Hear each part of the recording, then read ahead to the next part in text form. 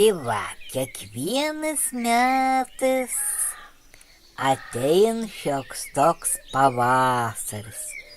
Sušylo orėlis, pasirodo visokios gėlytės, žiedeliai va geltonai pražyst, medelė sužaliuoj ir vis kimbam į darbus. Vis užsimana kažko suvalgyti, vaisių, daržovių, visokių.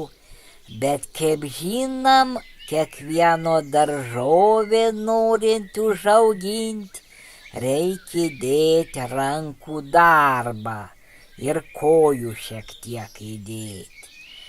Tai va, kadangi mūsų klimats labai šyla ir mažai vandenė, mums labai aktual kiekvienas metais kažko pasodinti, to daržovę palaistyti.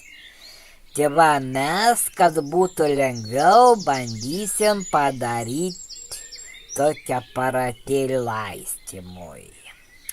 Paimam va tokį butelioko, galbūt 2 litrų arba 3 litrų ir apačioj praduriam tokią porą skylučių. Kaip matom, va yra vien iš varvalio tirkiot. Ir tą pilnai užtenka. Paimam, kad būtų ne vienas butelis ir kito butelio. Taip pat pravarvalinam porą skylučių.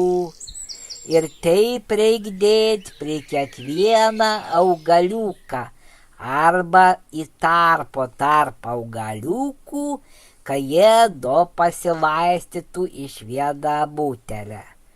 Tai va, mes tuos butelioks biškiuko bandysim įkasti į žemę.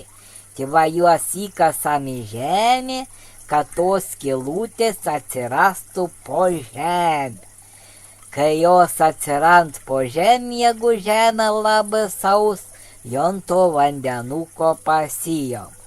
Tada mums reikia prisipilti tuos butelioks pilns, atsukti kamštelį bus reikalingi.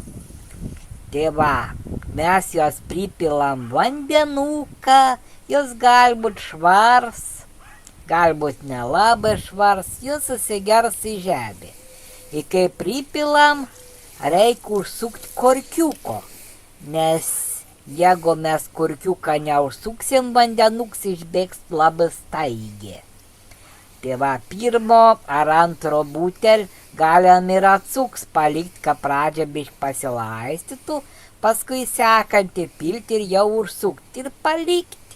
Jos tada po biškiuko padarios to žemė drėgnesnė ir palaistos. Ir mūsų pomidorėlis arba agurkėlis gaus drėgmės nuo tą buteliuką. Tai va, tokia yra mūsų laistymo sistema. Gal jau ir nelabai tobula tokia visai, bet geriau negu nieka, kai yra labai karšta. Tai va tiek į ten norėjau.